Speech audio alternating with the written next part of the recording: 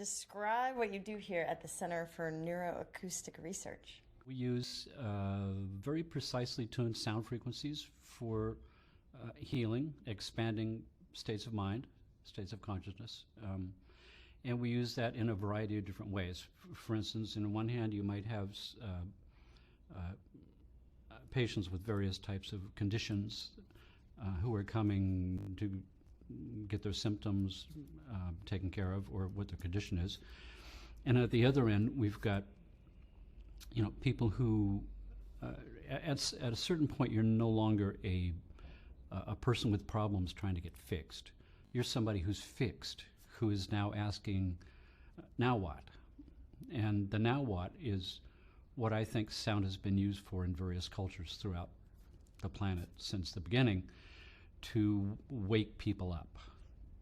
And I think healing is kind of the door prize, that my sense of awareness and my sense of aliveness and my sense of engagement with my life is intimately involved with my stress levels and my level of health. So the innovation that we've come up with is being able to take patients and hook them up to some pretty sophisticated medical monitoring systems that can monitor your brain, monitor your nervous system, your autonomic nervous system. And the autonomic nervous system is the part of you that kind of automatically controls all of your body systems and all your organs and all your glands. It's this feedback system in the brain and the nervous system that tells everything what to do. At some point, there's kind of a biological or organic intelligence that knows how to grow your body out of two cells and differentiate all those tissues into everything that you are, your organs and your glands and your structure and your meridians, and then make it all run on automatic without you thinking about it. And that part of me that is able to do that, while my rational thinking mind is up here talking with you, this thing is going on that's controlling my biochemistry and all my systems, and it's organizing the dance and making it all happen without me thinking about it. I think that is actually who I really am. That's my actual biological identity. It's not a visitor from outer space. It's an integral part of me. And I think that's the part that is described with various people who've had mystical experiences or spiritual revelations. The description has always got to do with who I think I am dropping away, and who remains is something that's profound and deep and perhaps ancient and connected to everything. The sense is that I'm not a visitor here, that I belong here, that I've grown out of this universe, and that the whole universe is a functioning organism that I'm part of. That's kind of the mystical experience idea. And it's happening before a thought. It's happening in the present moment. It's not a consideration. It's not a definition. It's something deep and profound. And people who come out from those types of experiences are never the same afterwards, because the perspective of what's important and the priorities of what my life really is all about changes. And when I'm not in that, when I'm more and more and more in the delusion that I am who I think I am, and that my life is made up of a series of waking up in the morning and getting in a traffic jam and driving to some job who doesn't pay me enough money, and I'm working for a boss who's got the emotional development of a 3-year-old. Does it sound familiar to you? And then at the end of that, I'm coming back in another traffic jam, and I'm coming home, and I'm cooking up a quick dinner, and there's the homework and the kids, and relaxation is television, watching the 7 o'clock news, how bad the world is. And then it's going to bed and setting the alarm, and then there's the next day. And someplace in the back of your mind, this is really what it's all about. This isn't it. My biological system was designed for an environment 150,000 years ago. where I wake up in the morning with the sun and I grab my spear and I go get breakfast. And breakfast is, I see some little rabbit or something and the rabbit sees me and we both have this fight or flight response. And we know what that fight or flight response looks like in the nervous system. The sympathetic branch of the nervous system goes on, signals the pituitary gland, it signals hormones that kicks the adrenal glands, and that kicks up my blood pressure, respiration, heart rate, galvanic skin response, pupillary dilation, suppresses pancreatic function, releases extra glucose so I can fight for my life. And this cascade takes place in the rabbit and in me. And then I'm going to chase this rabbit around. And now it's just a contest of whose fire is going to burn out first, right? Whoever's most fit gets breakfast, and who's less fit is breakfast. And once I catch that rabbit, that's my work day. Because now I'm going to come back and I'm going to make some sandals and I'm going to cook the rabbit and I'm going to eat some berries and make babies. I mean, that's my work day. So now if we teleport that person into the middle of the 21st century, what do we have? We've got fumes coming from this carpet. We've got electromagnetic frequencies coming out of the walls. We've got 2,000 or more radio wave frequencies bombarding us. There's television frequencies and FM radio and AM radio and shortwave and military frequencies and microwaves. They're all bombarding my body. They're all artificial. My body was never designed to deal with them. My body was designed to dance with the universe through how my bioclocks are set. So my bioclocks are always trying to time my internal circadian rhythms to rhythms in the world. So I've got these mechanisms that are automatic. They're always looking for who's the most dominant drum beat in my environment to time myself to, because it saves energy to do so. And this is an ecological system in an ecological universe, always trying to get the most work with the least amount of energy expended. Once we understand the principle of the fact that my brain is always trying to time my body clocks to the world. For instance, there's a little gland in the center of your brain called the pineal gland that's sensitive to light-dark cycles, and it times to light-dark cycles in the world. So if I'm a woman, every 28 and a half days is a full moon, and I time my ovulation cycle based on that. And if I get out of step with my bioclock with the moon, then I have an irregular menstrual cycle.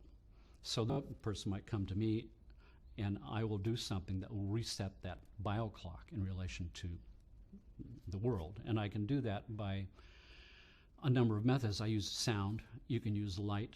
You can burn a little tiny light bulb over by the window during the 2 weeks of the new moon, fooling the pineal gland into thinking the full moon is still shining through the window. Seasonal affective disorder is the same kind of thing. The little gland is being sensitive to the length of the day, and the length of the day is always different. The summer equinox, which is we've just passed, is the longest length of the day, and then every day from that point on it gets a little bit shorter and a little bit shorter. This little mechanism is timing my dance and setting my internal body thermostat to the correct season. If that gets out of whack, I've got seasonal affective disorder, and I can fix that by burning a full spectrum daylight bulb for 1 hour a day to reset the bioclock into thinking the day length is longer. With sound, I can do that by going directly into the brain and affecting brain centers through sympathetic resonance. So with the sound work, there are basically 3 different parallel tracks of how I'm using sound clinically with patients. Track 1 would be this idea of physical resonance, that I can use a very precisely tuned sound wave.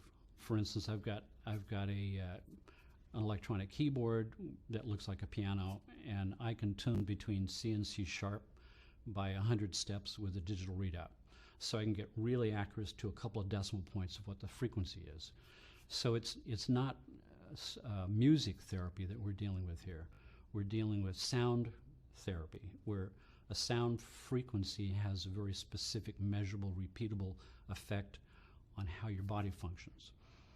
And we can measure that with these medical monitoring devices. So I had mentioned the idea of the autonomic nervous system as the master control system that tells everybody what to do.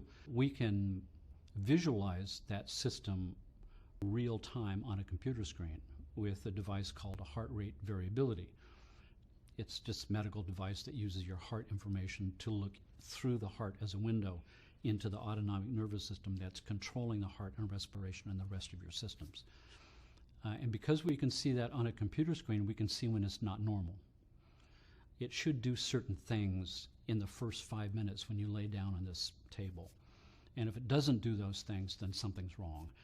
And the problem with that something being wrong is if you've got something wrong with the central biocomputer that tells all your systems what to do and governs the synchronicity of how they all work together, if that governing system's got a problem, then every system it controls has a problem, right? And in reality, if my autonomic nervous system is only 95% efficient, then no system it controls can be better than 95%. It's kind of the big holistic idea here is, if you think about it for a second, is symptoms that I might have from my organs or my glands or my structure or my meridians or my chakras or whatever else you want to talk about. It's not their fault because nobody is functioning autonomously. Everybody is only doing what Central Command is telling them to do. And what Central Command is telling everybody what to do is how to dance together so that my next breath actually oxygenates my blood so that when my muscle reaches for a handful of oxygen, there's actually a handful there. And not a half a handful and not 95% of a handful, but a full handful. And for every percentage point that synchronicity is off, I've got symptoms.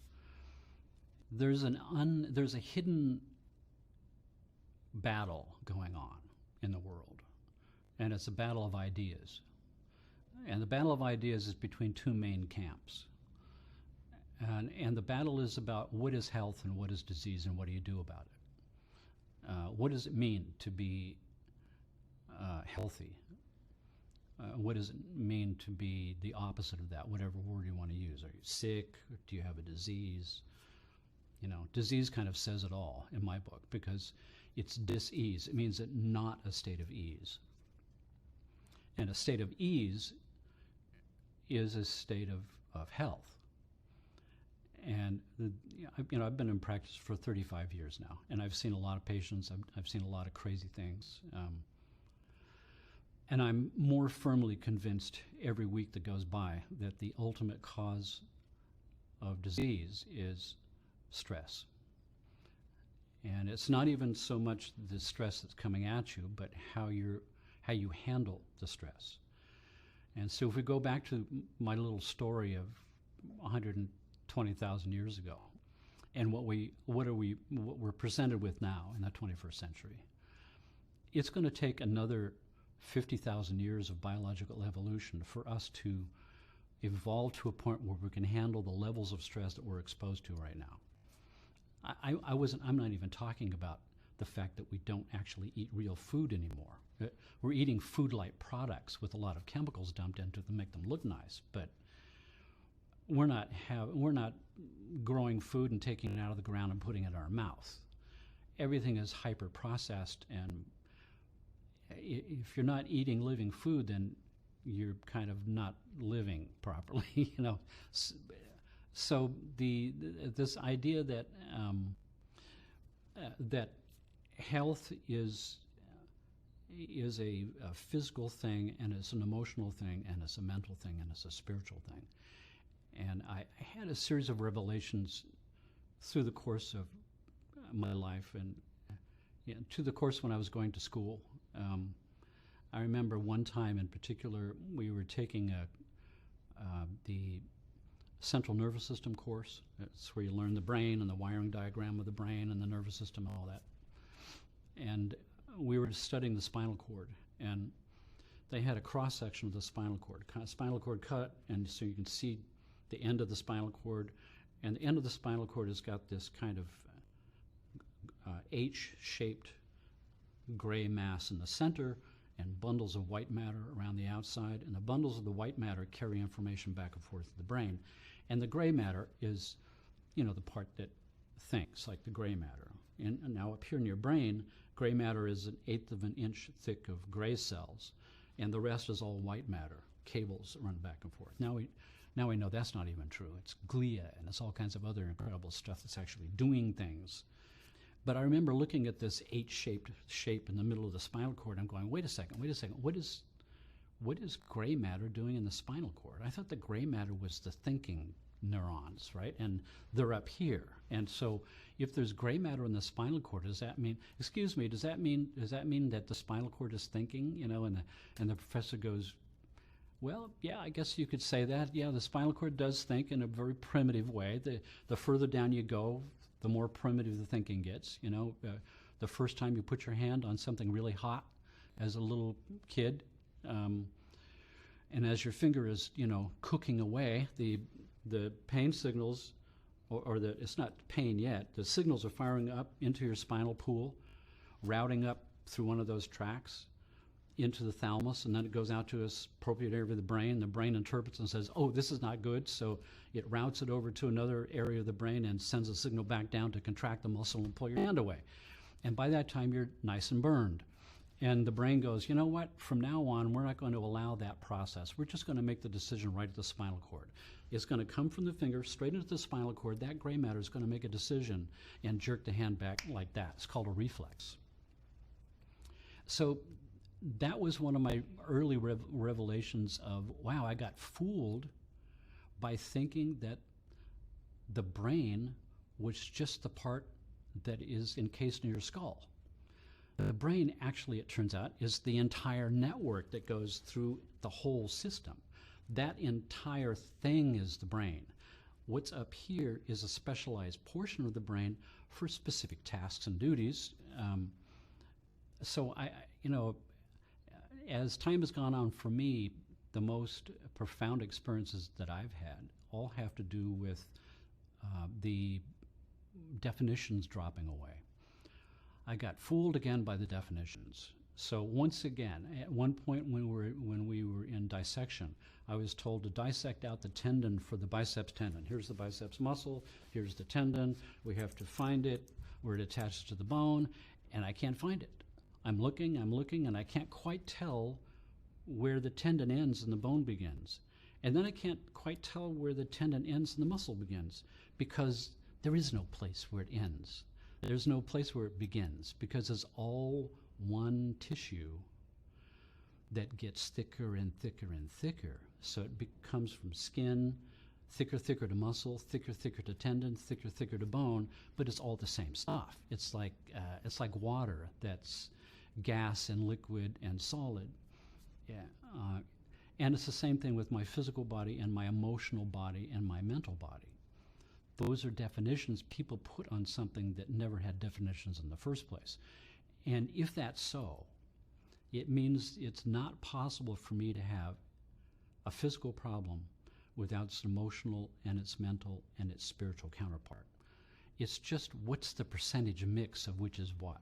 Is your physical symptom 85% physical and 15% emotional and 3% mental and 7%, it's one of those kind of things. So when you come into me with back pain, I know that that's the handle. That's your handle. Your handle is I've got back pain, so I'm going to this doctor. In reality, your back pain is just one little piece in a huge network of things that are going on, because everything affects everything else, and what the body does best is recruit one system to help another system out.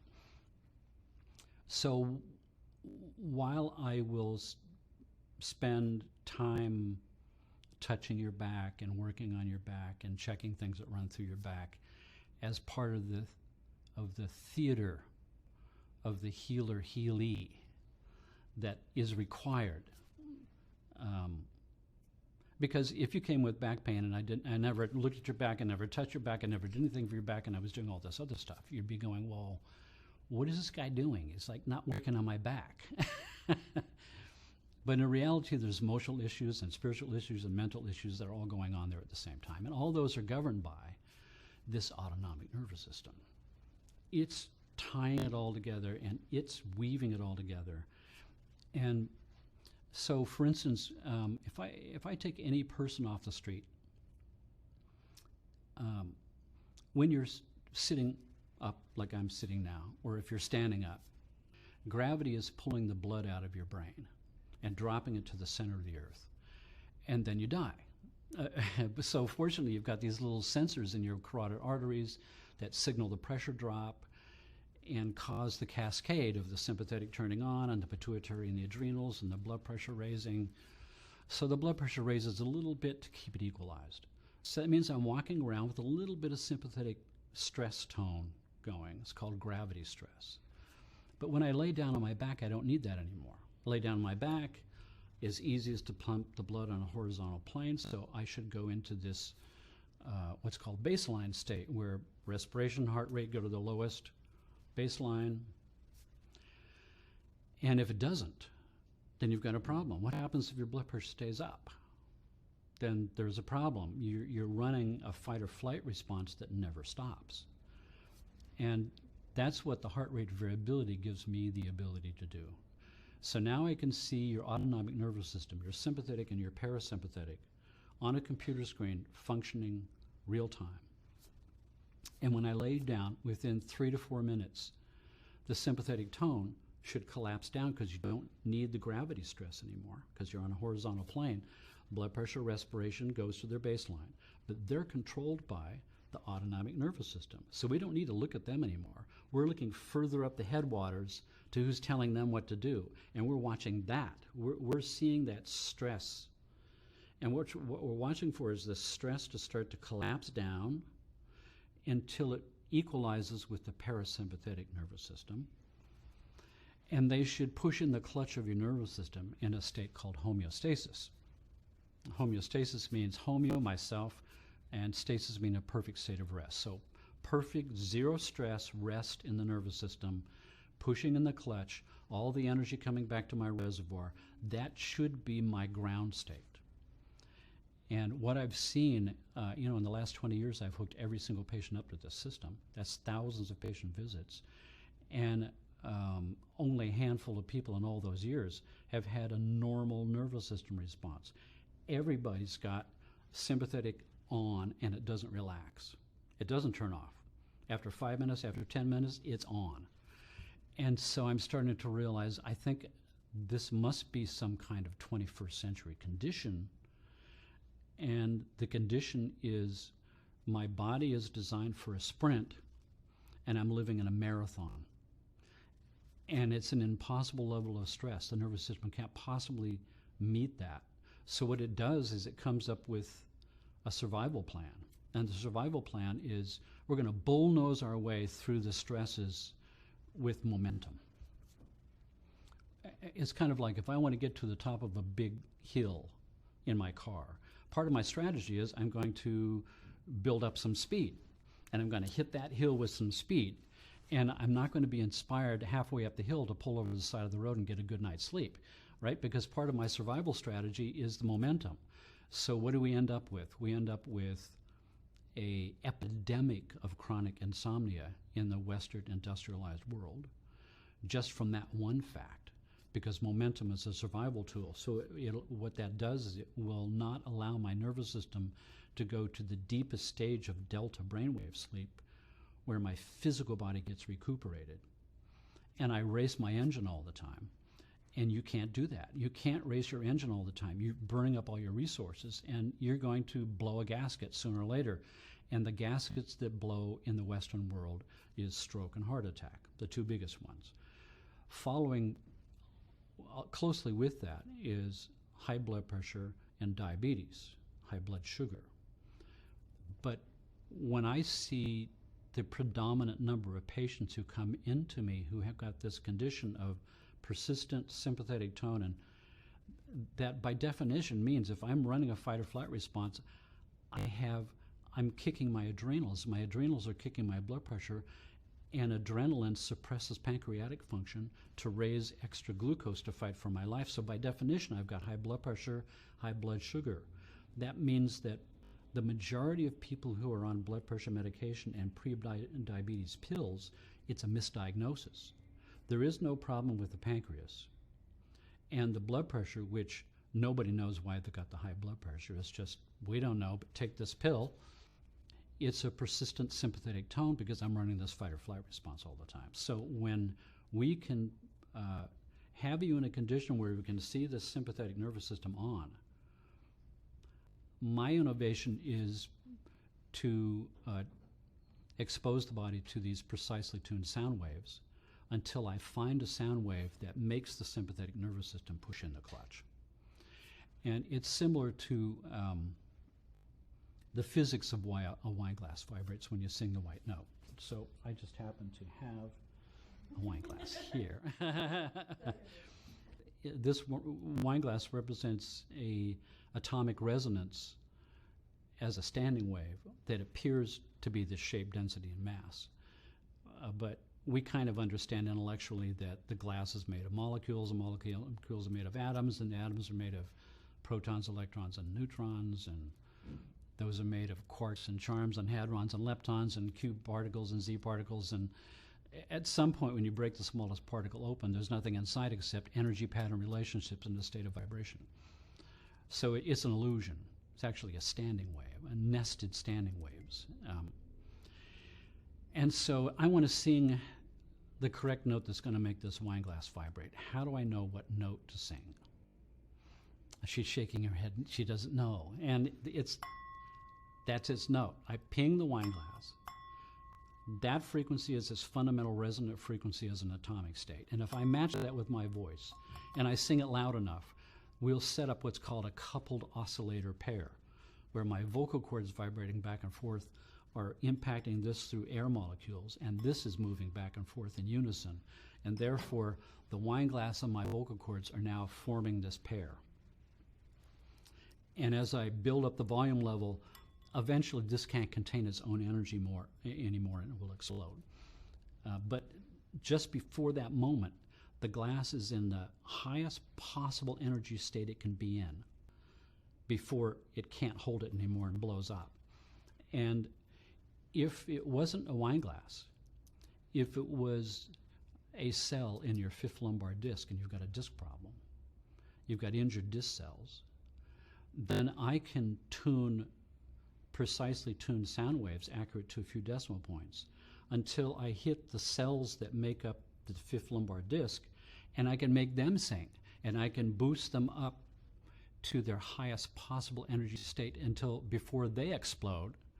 And essentially that's a healing state, because physiologically when your body goes into a healing state, your cells increase their metabolism, and they increase their intake of food, expelling of waste, and rebuilding of tissue.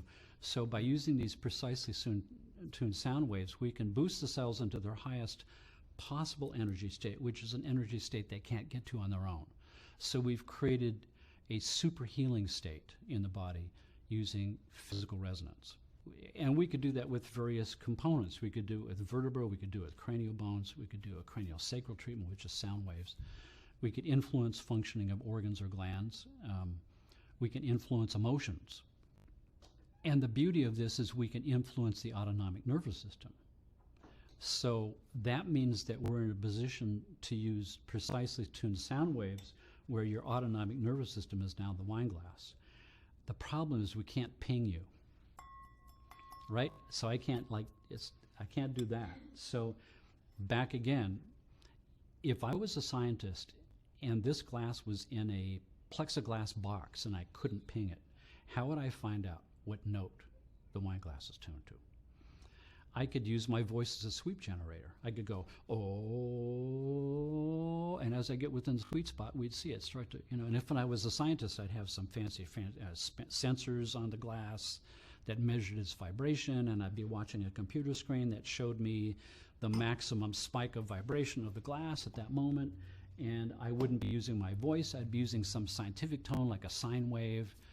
And so that's exactly what I did. I created a program with a sine wave, a man-made tone with no harmonics, a sine wave sweeping through every frequency from 20 hertz to 500 hertz in the course of 4 minutes or so. And I'm watching this heart rate variability monitor with your nervous system stuck in overdrive with a sympathetic on and it's not moving. I'm sweeping these sound waves through a special sound table with low frequency transducers built into it, so the sound coming in your body. And I'm watching your autonomic nervous system to see when it responds to the sound wave. And as the sound wave gets within the sweet spot for you, then we'll see the stress starting to collapse and collapse and collapse until it hits this homeostasis zero stress point, which you haven't been able to get to for some case decades. And when I hit that spot, now the body is in the proper position where there's zero stress in the system, no energy is being used for any task, all the energy is now back in my reservoir, and now the brain is in this beautiful position where it can utilize that energy to do whatever it wants to do. And so what's going to be the most important thing that it wants to do is obey the two big rules of the body.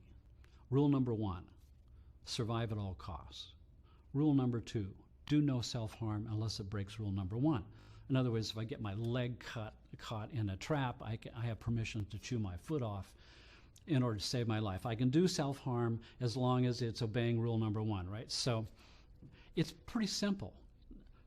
It's a simple idea, complicated in its execution, so to speak. So that means that if I sweep the sound wave and I find the frequency that pushes in the clutch, as soon as the clutch is pushed in and my survival needs are met, now we have the conditions for civilization and art and music and film.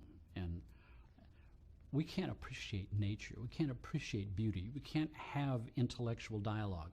We can't have abstract thought or civilization until our survival needs are met. Because survival needs kind of always grab the energy first. By definition, you are mobilizing resources from your gut, from your elimination system, from your immune system, from your higher brain centers, and putting that energy in your muscles to fight for your life. That means your memory is not all that good, your concentration is down, you can't digest your food properly, you can't eliminate toxins properly, and your immune system is compromised chronically, all the time. And as soon as that condition goes into this push in the clutch phase of homeostasis, all the energy is back where it belongs. And the blood pressure goes back down, the blood sugar goes back down.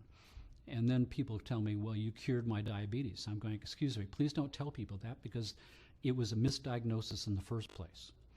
So now we get to this point where once I find this frequency that pushes in the clutch, if I expose you to that, the clutch pushes in. If I burn it on a CD and you take it home and you listen with headphones, it pushes in the clutch. And every time the clutch pushes in, it gets stronger to do that activity. Every time your nervous system goes to homeostasis, you're muscling that function up. Like everything else in the body works that way. You know, if I use my brain for a certain purpose, those pathways get big. If I go to a gym and I work out, then my muscles get big. People ask me, well, how many sessions do you need? So for me, it's kind of like, how bad is your situation? How long has it been there? How many symptoms do you have? How messed up are you? And how long is it going to take to go to the gym? It's not like you go to the gym and you work out. You get this trainer, you work out, and you work yourself into a hussy, and you go back home, you look in the mirror, you go, well, gyms don't work. You got to kind of keep at it. You're really retraining a function in the autonomic nervous system to be able to push in its clutch. The beauty here is that the stress-related conditions that have started to arise, that are creating a deficit, force the body to recruit another system to help this system out that's getting too stressed out. Now we've got two. This guy's going to get stressed out because he's doing his job plus a little bit of this guy's job. So he's going to start getting symptoms. And this guy's going to help him, and he's going to help him, and he's going to help him. Pretty soon you got this network of symptoms and networks of systems most of who are compensations for the major problem. And you don't need to spend any time or energy working on any of those, because when you fix this one, they're all going to go away. If this one's fixed, this guy doesn't need to be recruited to help him, and he doesn't need to help him, and he doesn't need to help him, and it all just kind of cascades away. So the beauty of the system is to go straight to the top of the headwaters, fix that, and watch the cascade collapse through all the systems. And when I'm standing at the fork, I've got two choices. I've got this choice here and this choice here. And this choice here is using all the talents that I'm born with to their max.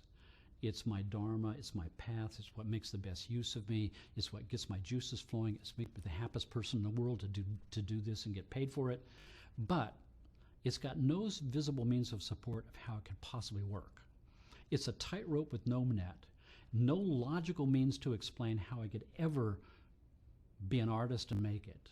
And at this side is all of my mentors and the adults in my life who are whispering in my ear to stop being so naive, grow up and get a job, right? So when I choose this path, that's when my symptoms begin, because it's a wounding of my spirit. And for every percentage point that my spirit is not walking the path that's the best use of me, I am out of step with the universal dance of why I'm here. And eventually I silence in myself that quest, which is, why am I here? What is this all about? What's the whole business? What's the purpose of waking up in the morning? What does the universe make the best use of me? What's the purpose of my life?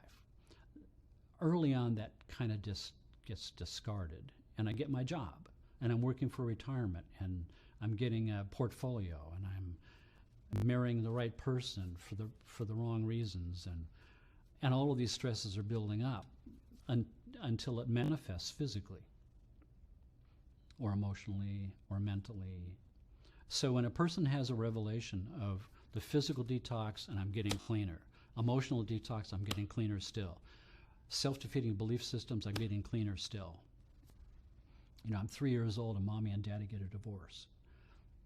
And 3-year-olds think that everything in the world happens because of them. So therefore, it must be my fault that daddy walked out the door. And what could I have possibly done that was so horrible? And when I can't come up with an answer, I assume it's just me. It's just who I am that caused this situation. And therefore, my punishment for such a horrible thing is to put myself in jail for the rest of my life. And that jail is going to look like I have a ceiling that will be how much health I get to have in my life, and how much money I get to have in my life, and how much love I get to have in my life. And later on in my life, when I start bumping my head against that ceiling, my unconscious mind has the power to come out and sabotage my life in any way necessary in order to keep me in my box. I can sabotage my job, I can sabotage my health, I can make sure I'm distracted at the right moment to have a head-on collision, I can sabotage my relationships, I can do whatever's necessary to keep me in my box. So in that stage happens a release, where I relive, wow, that was not my fault. That had nothing to do with me. That charge is blown off. And when that charge is blown off and my box disappears, then all of those opportunities that have been waiting in the wings to hand me these opportunities that it couldn't because I was in a box are now there. And my life begins to open up in these crazy ways that are a series of serendipitous synchronicities. It means that the lights start turning green. The doors start opening by themselves. The wrong phone caller is the right person. It just becomes this amazing cascade of events that seem to be happening all of their own, where all of this stuff starts to get applied to me. And that, to me, is back in the dance. That's what the dance with the universe looks like, where my job is, when I'm standing at the fork, my job is not to figure out how I'm going to make this spiritual path work. My job is only to say this one or this one. If I choose this one, it's the universe's job to figure out how that's going to happen, not my job. And really that means that my choice there, and this choice happens every moment, everything that happens in your life is you coming to a new, how do I make the exact right choice in this situation? Opportunity after opportunity after opportunity. Shall I get the blue dress or the gray dress? Should it be this way or that way? Should I get this job or that way? Should I say it this way or should I say it that way? It's endless. It's a way of wending our way through and finding the right way each time, which brings me closer to my spiritual core and brings me closer to perfect healing and health in my body and my mind and in my spirit. So when I see the patients have that revelation, the revelation of teleporting back to the first moment where they first made the wrong decision of which choice, where the pain began, and now make it the correct choice. Oh my God, I should have been an artist instead of a CPA, or whatever. Everything changes. Now, some people get that one by themselves, near-death experiences, dying on an operating table and coming back. When you come back, all your priorities have shifted, and you now clearly see those forks every single time. You see, and usually these people come back with a very powerful imperative for what am I here for, that I'm here for something very specific and I'm on it. To me, that is a very high level of health. And it's so far from some method for just alleviating my pain, because pain is multifaceted. So that's how I'm using this heart rate variability to find a frequency that balances the nervous system, which is the core that tells everybody what to do, that can help me to use my energies correctly to re-rectify and hit the reset button for the nervous system and bring me back to my core. And at some point, I'm no longer a broken person trying to get fixed. I'm a fixed person asking now what? And the now what is this path thing. And then the sound work that I'm doing is more in alignment of how I think sound has been used in various cultures throughout history. Every culture has got a sound tradition. And the sound traditions all have to do with waking up, of clearly putting me bang in the present moment where I can see this path and helping me to make the right decision. Because basically that decision is, do I believe that the universe is a hostile environment where I have to hack my way through and fight my way to get my morsel of meat? Or is the universe a beneficent place whose duty is to say yes to me when I make the right decision and open the doors and just make it happen, where I now have entered into a symbiotic relationship with the world? And it's my choice. I can make that choice. And people who have made that choice always report the same thing. The universe dances back. Doors open up, lights turn green, synchronicities start to happen. It's this amazing kind of thing starts to take place. The second avenue of how I'm using sound is this concept of brainwave entrainment. And that's got to do with bioclocks. So my bioclocks are looking always for the drum beat to time my clocks to.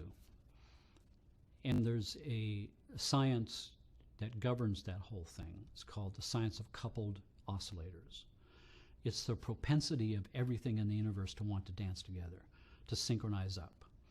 And it governs subatomic particles and supergalactic nebula, and why your heart cells beat together when they touch, and why fish swim in schools and birds fly in flocks, and synchronicities.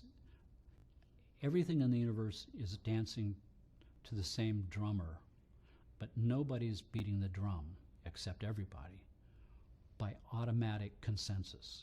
So way back in the beginning of the primordial ooze, right, when it was the green slime, and there's these little single-celled organisms down in there, right, battling it out for the morsels of food, right?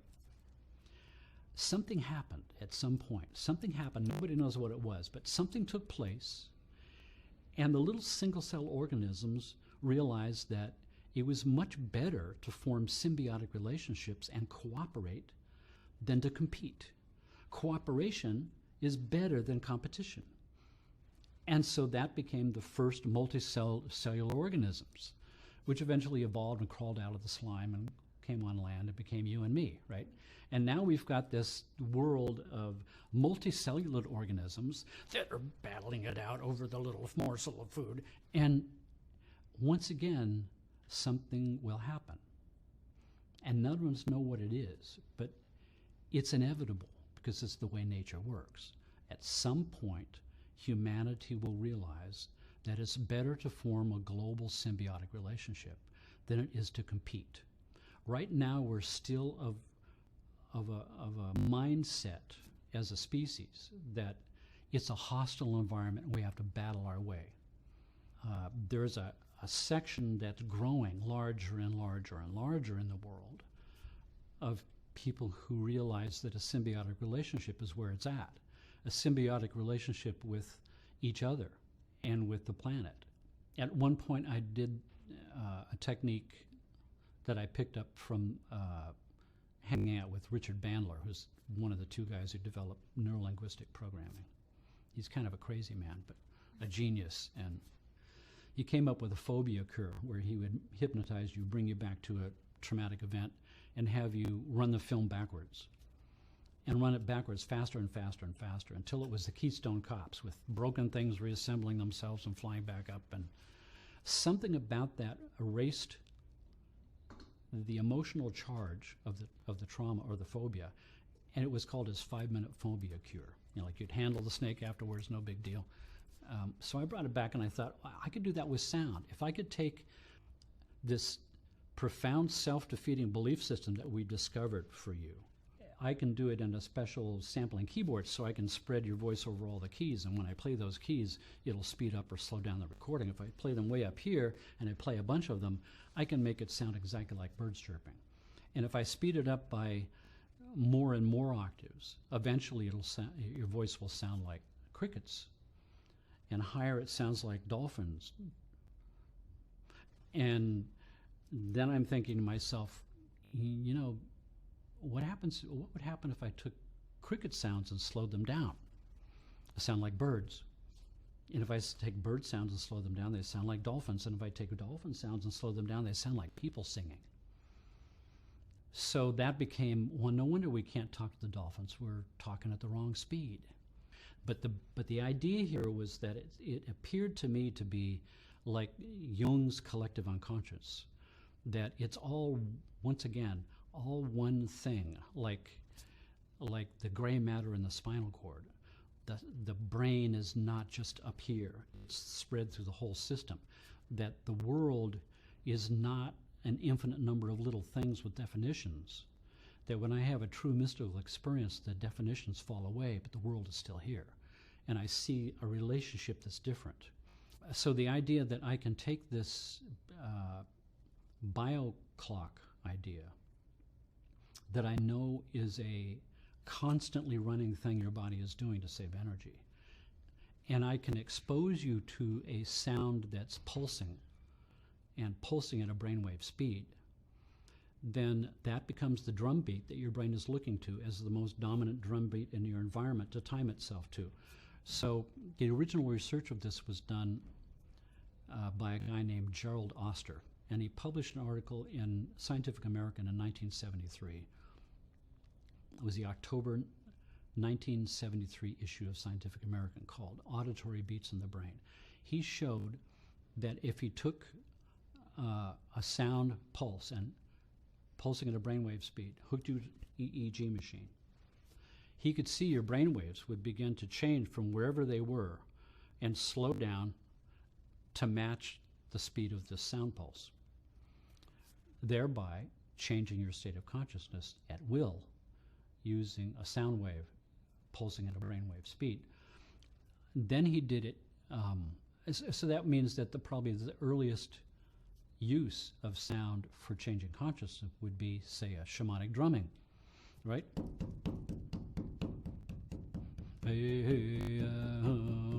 That's about right. And I've taken this, I put it in my recording studio, I've done spectral analysis of it. It's about 4.5 cycles per second, and that is a theta brainwave state. Theta is where you go when you're dreaming. And that means that I can take you from a beta rapid brain activity state, where we are right now, and slow your brain waves down to this target drumbeat in theta and put you into a hypnagogic daydream state in just a few minutes without you going to sleep, which is a classic definition of a trance state, hypnotic state, and do it in a few minutes. And so what he brought it to a scientific way where he took sine waves, again, these man-made tones, and he combined the tones together, two of them, to create something called binaural beats, where you've got two tones slightly out of tune. And if they're slightly out of tune, they create a modulation interference pattern between them, which you hear as a wah-wah. It's this modulation. So I've got a speaker here and a speaker here, and I've got 100 hertz and 105 hertz. I'll hear a 5 cycle a second wah-wah. The difference between the two. It's air molecules colliding together. And then my brainwaves will time themselves to that, because we've got a big red button, a survival button the body uses. We're dealing with rule number 2 here. I'm doing self-harm if I waste life energy. Right? I might as well cut my wrist and let myself bleed out, because if I don't conserve energy, I'm dying. So rule number 2 is time your body clocks to a drum that's already beating to save energy. So because it's such a big program, I can commandeer it. And if I can commandeer it, I've got your whole system under my control. So now if we take these binaural beats creating the pulse, but we do something like put headphones on. So now I've got headphones on, and I've got 100 hertz, and I've got 105 hertz, and I hear this 5 cycle a second pulsing, and my brain waves start to time themselves to it. The question is, where is this pulse coming from? Because there's no longer air molecules colliding together, right? Unless you've got air between your ears, right? So now something else is going on. What is it that's going on? It's a true quirk of neurological processing. It's another trick of how the brain works. It's another survival button that the brain uses to save energy. And that survival button is, if I can jump to a conclusion before you do, then you're breakfast, right? And so I'm anticipating things all the time. I'm making these mental calculations in my biocomputer all the time. So if you're the rabbit and I see you and you see me and our cascade begins and I'm chasing you around, part of your strategy is going to be to dart right and dart left at random, right? And my strategy is to watch the minutiae of your muscle contractions to predict which way you're going to zig so that I can jump and be there at the moment you arrive, right? That's how that function goes. It's the function behind Wheel of Fortune. I'm going to buy a vowel, and I'm going to get a consonant, and all of a sudden, the spaces, it jumps in my brain fills in the details, which is that exact function I'm talking about. So that's what's happening with the headphones on. So now I've got my headphones on, and I've got 100 hertz, 105 hertz, and a 5 cycle a second pulse. This hemisphere is listening to this ear, and this hemisphere is listening to this ear, crossing over. And because the two ears are hearing separate data that the other ear is not hearing, which is something that doesn't exist in nature. There's never a time where this ear can't hear what this ear is hearing, right? The sound's coming from this way, it creates a sonic shadow, and the sounds have to bounce off the world to reach this ear a split second after this one, so my brain knows, oh, it's that way. But other than that, there's never a time. We've just created a new condition the body's not used to. And that means that this hemisphere and this hemisphere, 100, I'm hearing 105 and I'm hearing 100. And therefore, My brain knows the laws of physics because, remember, someplace deep down inside of you designed this whole business, right? If you crack deeper than your own personal biocomputer that knows how to grow your body out of 2 cells, deeper down is a collective unconscious that knows how to grow a planetary ecosystem that your body grew out of. And deeper than that is a larger collective consciousness that knows how to grow a solar system that the Earth was grown out of, that your body was grown out of. And so this idea that the 2 hemispheres know that the Wawa exists and is anticipating that it should be there. So it manufactures it, jumps to a conclusion, makes it happen. The reality never takes place because the brain doesn't understand that there's no air between your ears. It's never had this experience before, so it jumps to a conclusion that's about to be there and never arrives. The brain manufactures the pulse out of nowhere, moment by moment, and then entrains itself to that pulse that doesn't exist. So this means it's an active brain entrainment process as opposed to a passive one through speakers, and you get added benefits. When you've got the headphones on, it means that in order for these two to compare notes, to come up with what the speed of this pulse should be, the hemispheres have to synchronize their activity electrically across the corpus callosum, and that means we get an additional phenomenon called hemisphere synchronicity. We're synchronizing all the electrical activity between the 2 hemispheres. And in neuroscience, we know that that is a rare event. That doesn't happen too often. This idea of synchronicity of the hemispheres is a highly desirable state. We all want it. It's where we go when the aha moment takes place, when the epiphany happens, when the problem gets solved, when the new original idea drops into your brain. Anybody who is creative or who is an artist of any kind, or a musician, or you know that your best work always comes when you get out of the way.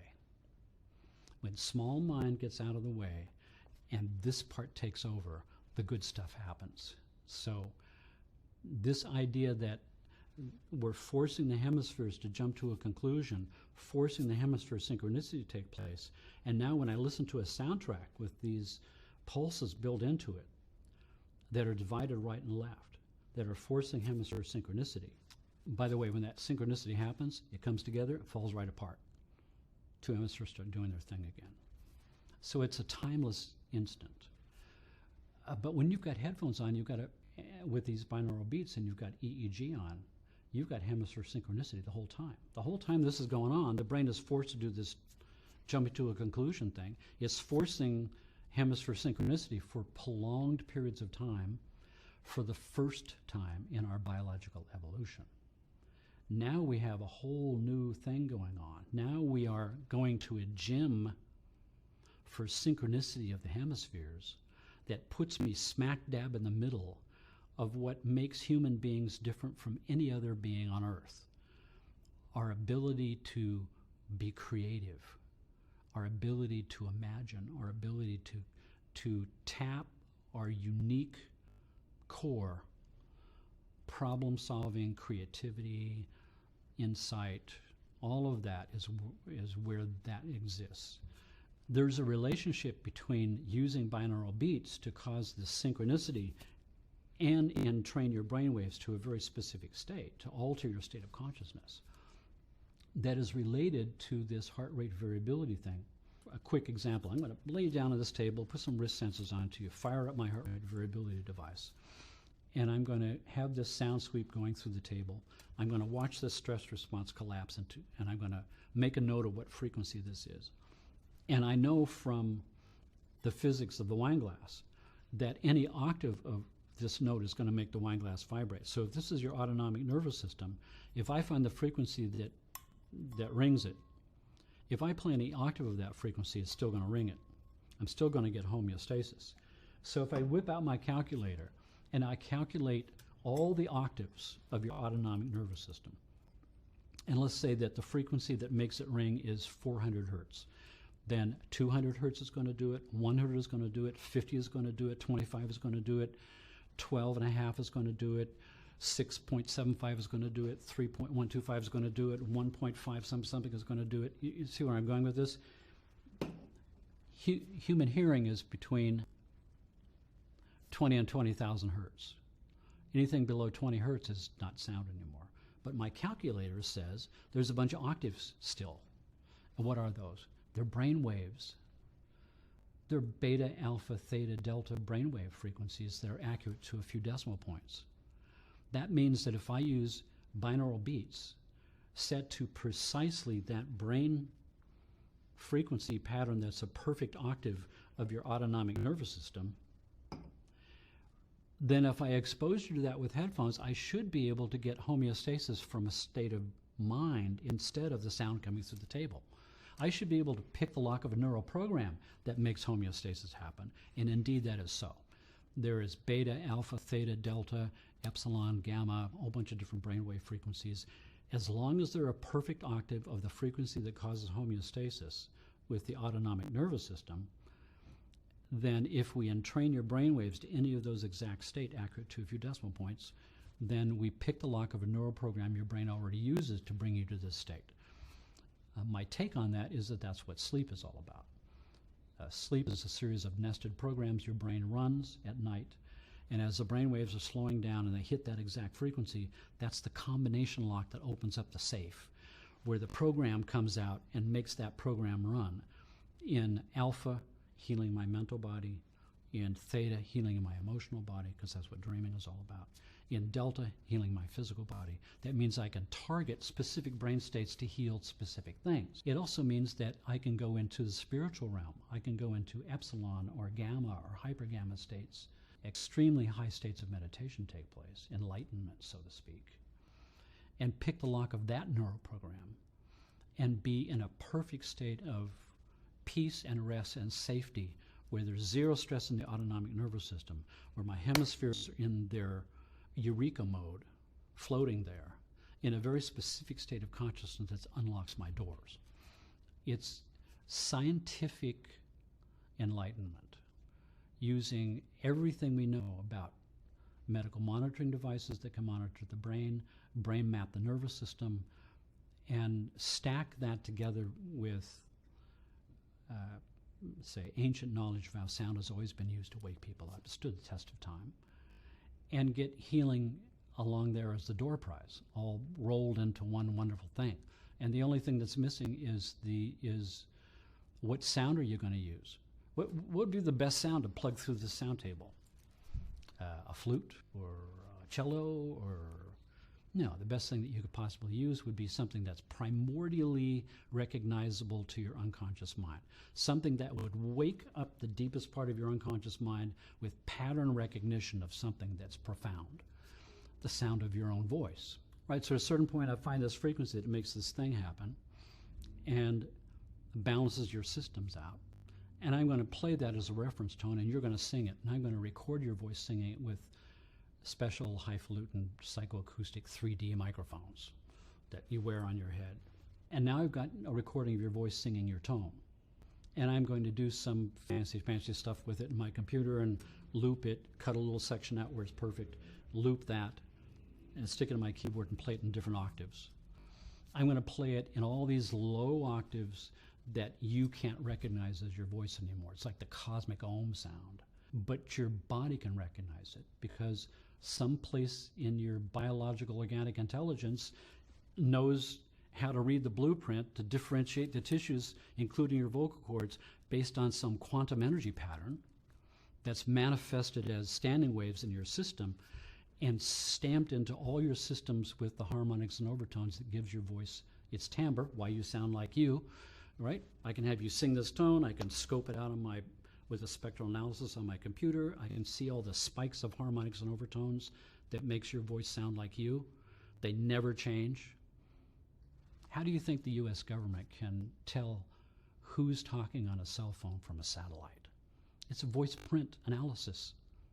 So if a computer can do it, how about your biocomputer can certainly do it because it designed it in the first place. So now we can use these low frequencies coming through the table, that's your voice, in low registers that really rock and roll your body, But inside that is all the harmonics and overtones that really mesh with your tissues and cause a subconscious pattern recognition in the deepest part of your unconscious mind, where the answers reside. What's wrong with me? What to do about it, in what order, and why the hell am I here? What's it all about? For me, I had an experience. Of course, I do all these crazy things to myself, you understand. I do things to myself I would never do to anybody else. But I had an experience on the table where when I was born, I almost died from anemia. So I was saved from that. But then I couldn't breastfeed because I was allergic to mother's milk. And so I was fed on formula. So here I am on the table having this revelation thing, cosmic nature of reality. And for some reason, this floats up in my mind. What kind of person is allergic to mother's milk? I mean, what's that all about? What's the cosmic metaphor of that one? You know, why would you be allergic to mother's milk? And Cabango, I had this experience of, I was in the Galactic Olympic swim race, going for the gold. Of course, that's what sperm is, right? The sperm is 50 million other sperm. It's the Galactic Olympics, and the prize is the egg. And I was the sperm that got there first. I won. I won the gold. It's like, oh, wow, I can't believe it. It's like, I never looked at myself as gold medal material. I mean, there's got to be some horrible mistake here. This is a mistake. It's a mistake. I'm not gold medal material. This can't be right. But the prize is so precious. The prize is getting a body in the biggest game in the universe. This is it. This is the game of champions. And in this game, there's no bronze medals here. There's no silver medals here. We're all gold. Every single one of us is gold medal winner. We're all here. Even the bum in the gutter, right? That means that we all know what it takes to pull the energy from your toenails and go the superhuman effort to get what you want. We all have that in us. And that's what I'm having as a revelation on this table, except I don't believe it about me. I believe that this was some horrible mistake, but the prize is so precious that I don't speak up. And therefore, in my heart of hearts, I believe that I'm a thief in heaven, that I cheated my way in, and that everybody else that I know is legitimate, but I'm not. I've got a dark secret that I can't let anybody know about, right? The profound relationship between a baby and its mother, suckling on the breast with mother's milk, then that's too good for me because I cheated, right? You don't get to have that. I'm in my box here, and that's one thing you don't get to have. That's why I was allergic to mother's milk. The revelation's happening on the table. I know this is true. It may or may not be true. I know it's true. But then I realized how my whole life is spun from that, why the relationships didn't work, why the jobs didn't work out, why the finances never happened, why the whole business was messed up, was because I had a dark secret. So the big revelation for me there was to realize that there's no cheating in the universe. It doesn't happen.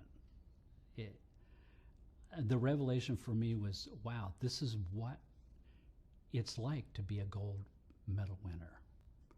That every gold medal winner who's ever won the gold has had that same experience, that you can't believe it about yourself. And once I realized that, once I had that revelation, I'm, off the table. I mean, I couldn't lay there. It was like, oh, wow, this is really big. And then those synchronicities began to happen for me. So those are the three kind of avenues of how I'm using sound. This idea of physical resonance to rock and roll your body and do things and control your master computer program in your brain, and brain entrainment to control and orchestrate specific states of consciousness that might align with that, and this idea of primordial sounds, sounds that have an ability to tap subconscious recognition patterns at my unconscious mind and align all those three together, and the magic door tends to open. Tell me some of the conditions that you've healed. Is there ever been a spontaneous healing situation? So people ask me, what kind of conditions can you heal with this? And my answer at this point is anything that has stress as its cause. And as far as I'm concerned, that's pretty much everything. Now, I used to, my one caveat, well, except for, genetic conditions. But now that's not true either. We already know that if you have a twin sister and you've both got genetic markers for ovarian cancer, and your grandmother had it, and your aunt had it, it skipped your mother, and your twin sister gets it, but you don't. How come? How come she got it and you didn't? You've got identical genes. What made hers express and not yours? Stress. Stress is what makes it express. And if that's true, if stress can cause it to express, then what if we apply an anti-stress technique? Could we make it go into remission? And the answer is yes, of course we can. My first experience with spontaneous remission was, and this was not something that I did, but it clued me into a process that I later began pursuing. I had this guy who is a wealthy businessman, and every hair was in place, and he always wore these fancy clothes and came in his limo. He always rode roughshod over everybody and made an ass of himself. And we formed this great working relationship, and then he didn't come anymore. And my nurse started calling around, found out that he went back for his annual checkup. They found an inoperable brain tumor, and they gave him 6 months to live. Then a few weeks later, my nurse comes in and says, Mr. Jones is here. He's here to say goodbye. I'm going, So I go out into the waiting room, and I didn't recognize this guy. He's standing and laughing and telling jokes to the front desk person. And he's got a t-shirt on, a Bermuda shorts, hair's kind of messed up. I'm going, whoa.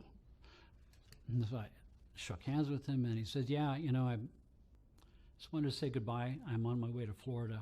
He says, when I got my cancer death sentence, I thought you'd better do whatever it is you wanted to do with your life in the time you've got left. So what he always wanted to do is go down to Florida, buy himself a boat, take people on excursions, and live on the beach.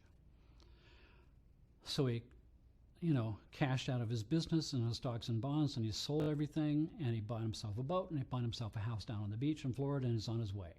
And I'm going, good for you. Good for you. And he said, yeah, I went yesterday for my final checkup. No cancer. The doctor actually said to me that maybe we were looking at the wrong x-rays.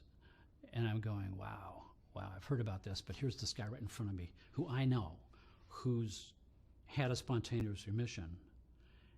And there's something profoundly changed about this guy. He is not the guy I used to know. This guy has got his act together. He's relaxed. He's enjoying life. He's happy. He's got a clear vision about what he wants to do that's going to make him happy. It's like, wow. This was going in my mind, and I must have been standing there with my mouth open or something. And he said, yeah, this is the way I felt. And he said, and then I realized that he said, what surprised me was not so much that he said I didn't have any cancer anymore. What surprised me was I realized I didn't need it anymore.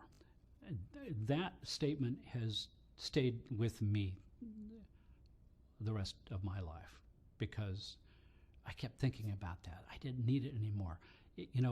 This guy couldn't have possibly come up with an excuse good enough for his family, his friends, his business associates, his bankers, his investment stockbrokers. They would have had him committed. If he said, hey, I'm going to check this all, sell along, and go down and buy a boat and a house and live on the beach, they would have thought he was certifiable. But as soon as he got inoperable cancer and he's going to die, then everybody's going, well, you really should go off and do whatever it is you want to do for the rest of your life. It was the perfect out. And then once he sold it all and he had it all done and he's on his way, he doesn't need the cancer anymore. So that got sloughed. You know, it's part of an inscrutable, a part of reality that once again is like the gray matter in the spinal cord. We're once again stuck by the definitions of what we think this is all about. And we always go back to our default position, which is that I live in this body, I'm X number of years old, and I have a job, and I do this thing, and I've got these patent place stories in my life, and the world is falling apart, and that's not what it is at all. It's, we are spiritual beings inhabiting a vibrational plane of standing waves that look like people and things, but it's not. It's a whole other ballgame going on.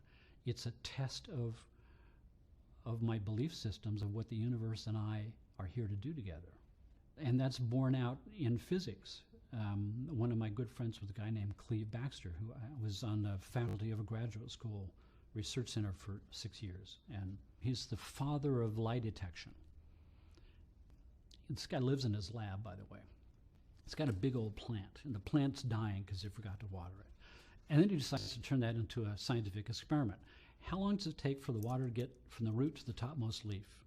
Well, let's wheel in the lie detector machine on this cart with, you know, the chart recorder needles that you take blood pressure and respiration and heart rate and galvanic skin response and muscle tension, things like that.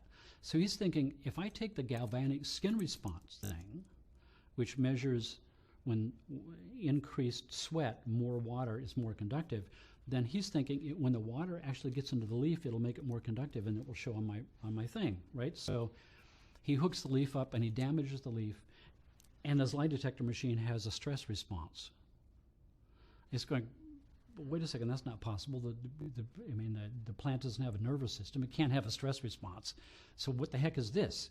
And so now there's a full-blown experiment, which resulted in a book called The Secret Life of Plants. And the idea here is that he hooks the leaf up carefully, and he takes his knife out of his pocket, reveals the blade, cuts the leaf, and it screams. It has a stress response. And the next day he comes in to reproduce the experiment to make sure it's not a fluke. And he takes his knife out, he pulls out the blade, and he reaches for the leaf, and it screams. He didn't cut it yet.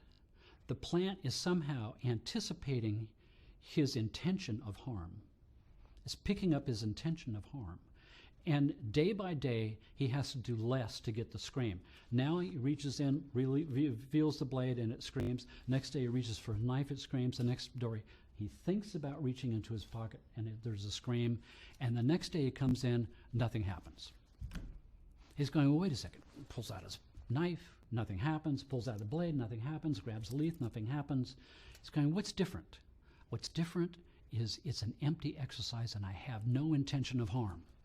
So then he actually had to cut the leaf to start this process over. We became friends, and then I took his course. And his present work at that time was The Secret Life of Your Cells, a new book. Now he's taking leukocyte scrapings from the inside of your cheek, living cells, puts them in a test tube of saline solution at body temperature so they're alive, puts a silver electrode in there. That's the galvanic skin thing. And now he's got a camera pointed at you to a monitor room. He takes you and he puts you in another part of the building behind closed doors, hooked up to a lie detector machine with a camera pointed at you. And he's in the monitor room looking at these two screens. He's got a little thing with a red button that passes an electrical current through the cells and damages them. And you have a stress response 350 feet away in another room. So what the heck is going on here? I mean, how is it possible for stressing your cell here and you have a response over here? So then he did another experiment. So take you and put you 350 miles away and time it against the atomic clock in Cheyenne, Wyoming, accurate to 1 second and 10,000 years, and see how long this takes. And that's when he found out that it doesn't take place in time.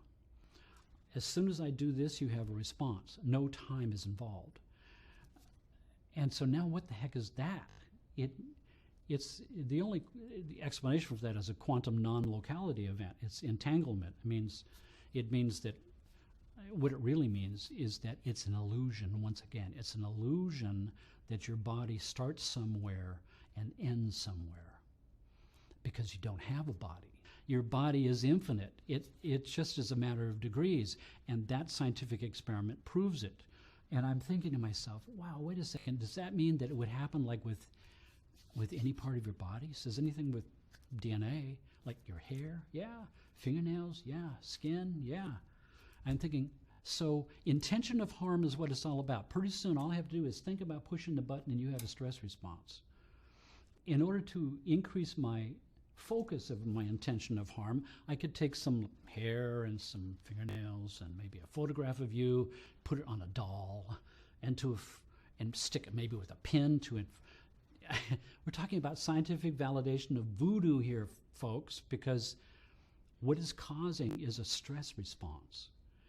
And in my 5 years of practice, I'm now convinced that stress is the ultimate cause of disease. I'm causing disease in you because I'm causing the core of stress to arise in your system through my intention of harm. And what if it's intention for me harming myself? And isn't that what self-defeating belief systems are all about? I've got a negative little voice dialoguing, oh, you look rotten today. Oh, your hair is horrible today. And, oh, you look horrible. And you're so fat and you're so stupid. And we do all of us are doing this all the time. The dialogue voice is stressing us all the time from the inside out. So now when you've got somebody like, say, Louise Hay comes along, she writes this little book that says, hey, what if you changed your dialogue? What if your dialogue was now intentionally good dialogue, and you started policing your mind and trying to throw out all of a sudden all these healing things take place just because I stopped sticking a pin in my voodoo doll with my picture on it. My question to him was, oh, wait a second, if would this work the other way around? What if we prayed over the cells and did beneficent meditations for healing of the cell? And he says, well, my equipment only measures stress responses. And it wasn't for 15 years later, when I first came across heart rate variability, that I had heart rate variability measures the non-stress response, the healing response at the core of the system. I could do that. I could now myself do that experiment. I could do the experiment where we have beneficent intentions, and watch the heart rate variability go into homeostasis, right? And that works. It's mind-blowing. So once again, it's being fooled by what you think it's all about. It's not that way. It's not that way at all. This idea that, in quantum physics, they're finding out that there's these thought experiments where they try to explain the unimaginable things they discover about the nature of reality at its quantum field state. This idea of Schrodinger's cat paradox, where Schrodinger is this scientist who discovers, oh my God, that's what it's like at the core of reality? I've got to go home and tell my wife. But it's all mathematical formulas. He can't tell his wife. So he comes up with the metaphorical stories to explain what he saw. And the metaphorical story is, here's what I saw about the nature of reality at a quantum field. It's like a cat that's in a box with a lid on it. And the cat's got a bottle of cyanide with a hammer suspended above it. It's in this box. And I'm going to give the box a shake. And now I don't know if the hammer dropped and broke the bottle of cyanide and killed the cat, or it didn't, and the cat's okay. I don't know which it is until I open up the lid, right? So when consciousness arrives in the scene and the lid opens up and the consciousness looks, until that happens, until that moment happens, the cat exists in a twilight zone state of living dead cat. It's neither one of those yet, until consciousness arrives on the scene to witness what took place, and only then does one of those two possibilities pop into existence. Now, how crazy is that? I mean, that's the pronouncement in the last 3 months of the World Science Organization. Number one, consciousness is a requirement for the universe to exist. This means there's no objective reality. This means that if the tree falls in the forest, does it make a sound or not? If there's nobody there, there's no tree and there's no forest. There's only the potential of a forest to exist until consciousness arrives on the scene to experience it. So that means, and then the second pronouncement is the future creates the past. Now, while you're trying to get your brain wrapped around that one, it's the Schrödinger cat paradox explains it. At the moment that the lid flies off and I look to see which of the two events took place, up until that moment, the cat was in a twilight zone state of living dead cat. It hadn't been decided yet until I look. And when I look, one of those two pops into existence. Let's say it's the dead cat. But that means that the dead cat died a few minutes ago when the hammer dropped. But it didn't, because it was in the twilight zone state. It didn't happen until I, right now, opened up the lid, then that past event took place. So once again, the whole thing is an illusion. It means that right now is the only thing that truly exists. The past, even a second ago, is a memory. A second from now is an anticipation. Now is all that exists, and now happens before a thought. Does the expectation of what's going to happen, like, quantum physics, when you observe, it affects the item. Is your expectation of the cat dead or alive? Yeah.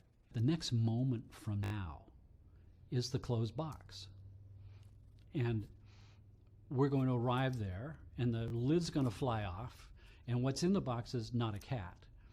It's an infinite, vast field of all possibilities of what could take place in the next moment. And they've all got equal weight. When Einstein put this question to the scientific community, what determines which of these events out of the infinite possibilities is the one that gets to happen next? The scientific community's consensus was that it was a random event, and that was where Einstein pounded the table and said, God doesn't play dice with the universe, right? I believe that there's a reason that can be figured out for everything. Why is the next moment from now consistently this one? Because consciousness arrives on the scene without a clean slate. Consciousness arrives on the scene expecting the next moment from now to be the next word in my sentence, because you believe you're in a body that's X number of years old, and so do I, and so does everybody here.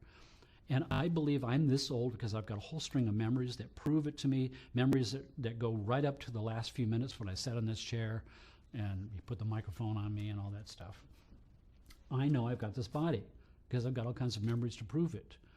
But in reality, from the Schrödinger cat paradox idea, my expectation that I live in this body and I'm expecting the next word is galvanizing special significance on one outcome of all those infinite possibilities. And that's precisely what the universe is looking for, as a path of least resistance to save energy. Because it's an ecological system, always looking for the path of least resistance. And I just gave it that path of least resistance by my intention. Actually, it's not my intention.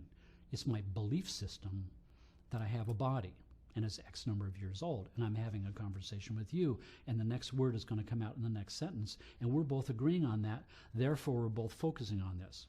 It's not so much that I personally am creating my own reality moment by moment. It's all living beings in the entire universe are creating the next moment from now by consensus, by group agreement. It's like, if you've ever done the Ouija board, you put your hand on the little plastic thing and it starts moving around and spelling out words, and I think it's you doing it and you think it's me doing it, but actually it's our collective unconscious mind kind of manifesting out through us. And so you could kind of look upon everything in the universe has got its hand on the little plastic thing.